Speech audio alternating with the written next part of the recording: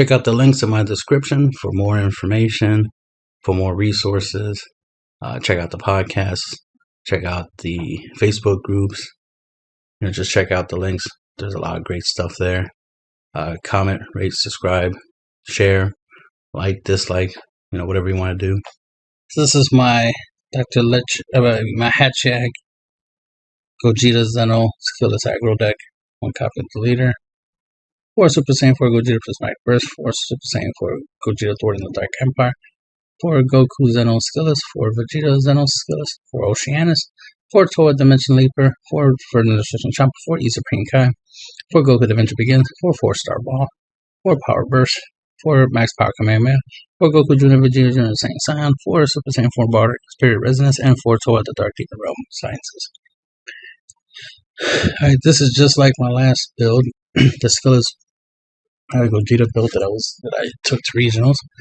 The only difference is that I took out the fin cohesion. Basically, I took out the board to drop board wipe in order to put in a revenge blocker that's a counterplay. Typically don't counterplay, but this is pretty decent considering the fact that it's a defensive card, right? I need more defense in the Hatchhyack deck, so this was a better choice. And it's a 2 energy commitment, so it definitely works because it's a lot similar to playing Oceanus. So if you use it right, it works a lot like a barrier blocker, not barrier blocker, blocker negate. Because at the event I was like, oh man, sucks not to have a blocker negate like I'm used to in other decks. But Hatchhyack can't use the black blocker negate. It can, it just doesn't get a token, so it's pointless. For all that, I'll just stick to sparking, right? But to get a similar effect, or maybe even more of a Oceanus-like effect, dropping this Toa on my opponent might, give me another turn, right? My opponent might hesitate to attack because, blocker with revenge. So that's what she's there for, right? So it's like having 8 Oceanuses, so to speak. Then Max Power Kamehameha to replace the Protector of the People. Protector of the People is good and all, don't get me wrong. But ironically, it's better for decks that aren't Hatchhyack, per se. Hatchhyack already does a good job on reducing your opponent's attack, so it's already good defensively. I just need a little bit more of a versatile, defensive card. So went back to Max Power because obviously it negates an attack for 1 energy, just like Power Burst, which is typically what I did. It was just negate one attack with it. Typically, one time the whole 5k boosting came in to effect, but other than that, it barely did because my opponent barely wanted to attack.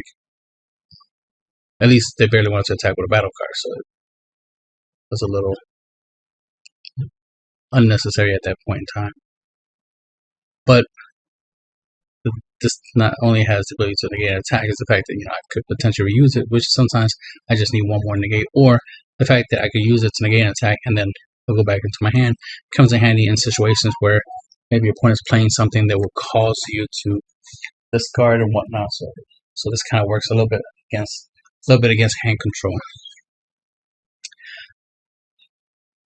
So, and then of course his active main can definitely come in handy in certain situations, especially if you want to use it to get rid of your opponent's thwarting. And I played against a couple players that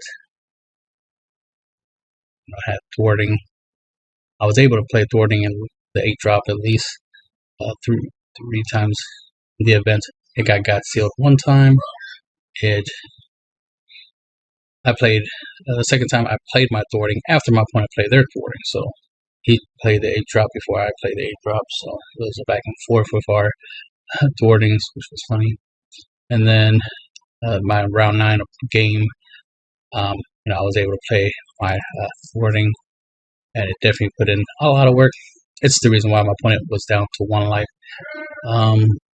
Obviously, he would have won that in that turn, but he during potential release, which is why my thwarting was only able to do 2 attacks.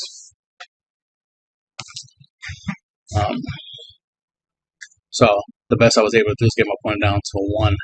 So I still had a lot of other attacks. Obviously, I had a 3rd swing I could have used.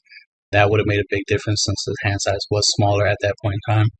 And I still had unison leader swing. So the fact that he played, during potential leashes allowed him to survive that turn. So there was that. But other than that, everything, does what it does. The skillless cards, obviously, help me out with the Gogeta and the 10 drop and the 8 drop when I want to play them.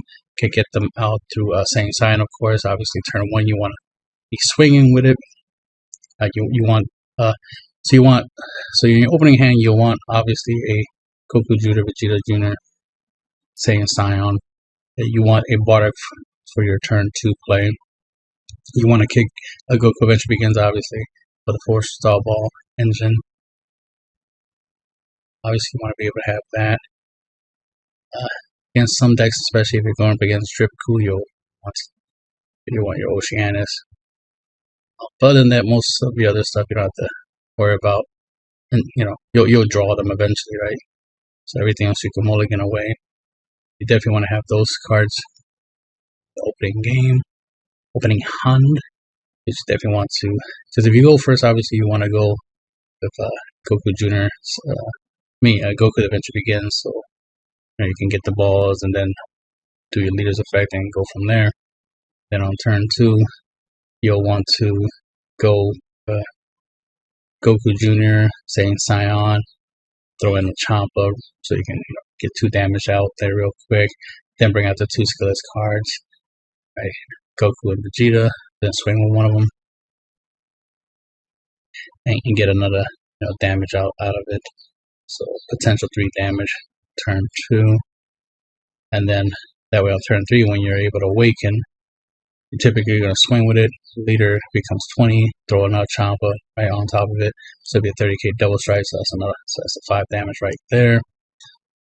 Then you'll still have obviously the ability to play your Bardock Resonance in that scenario. Draw a card, swing, so you have another attack.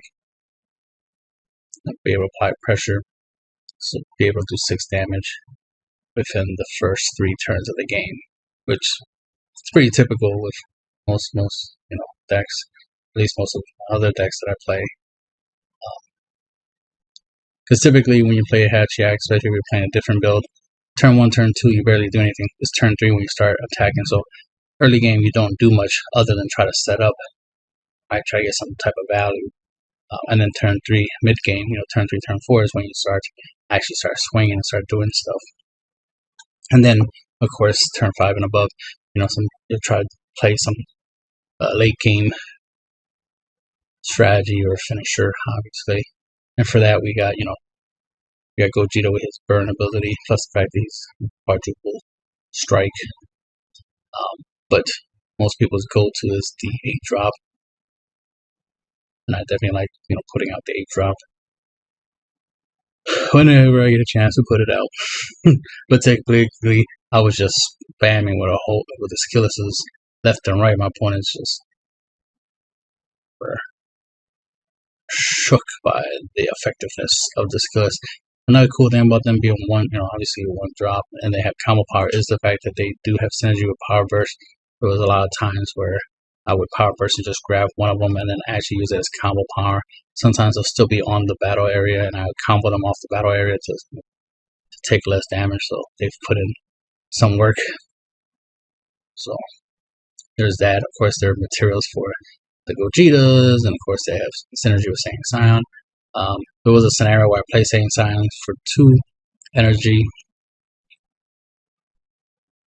No, I played it for 1 energy, and I upticked it by 1 marker to turn it to 15k and turn one of my Goku to 15k. And I was able to apply pressure that way. So done that, and of course, some 4-star ball here and there. Definitely was MVP.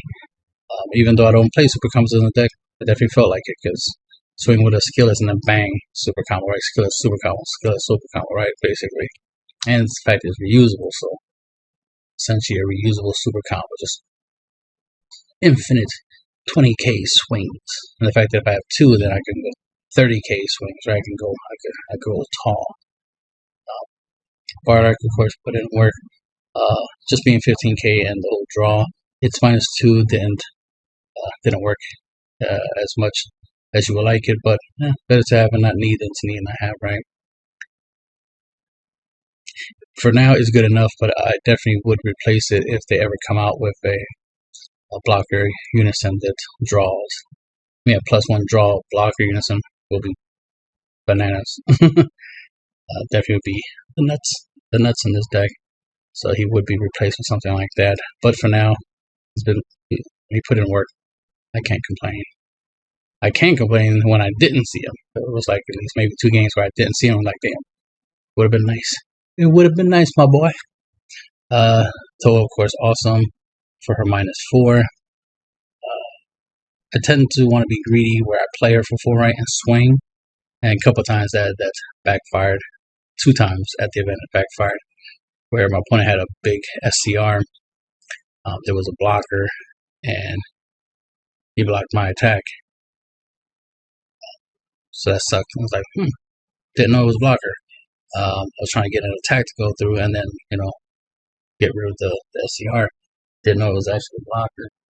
So that got in the way.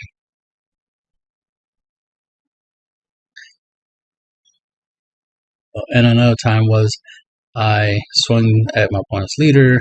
He had a card that I wanted to steal, which would have been really good for me to steal because it definitely would have turned the tables, as it were.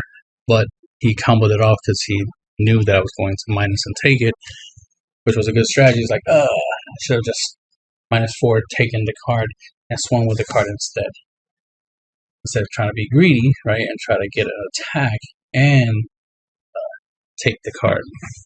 So it's not that I didn't have something good, it's that I didn't use it. I wasn't careful with it. So it's how you use it. It's not what you use, it's how you use it, right? So I should have just taken the card and that would have changed that situation. So there's a tip there. If you end up in a situation where you're paying 4 to play her, whatever you want to take with that ability, just take it. Don't even waste time. Don't be greedy and try to swing. It can backfire. At least I tried, right? At least I tried it. Now I know that it's not that good of an idea to play, swing, and then try to take something. Especially when your opponent has if your opponent's tapped out, that's one thing. You just gotta pay attention to your opponent's board a little bit more, right? That's all I'm saying. Just be a little bit more mindful of what you do with her. I was better off just like, if I'm going to pay 4 to play her, I might as well just take something real quick instead of trying to multitask with her. And not much to say, it's not that different from the last build. Just wanted to make sure it was a little more defensive, right? Added a little more defense to a defensive deck already, just to make sure I can deal with problematic cards that can attack more than once. And that's the end of the video.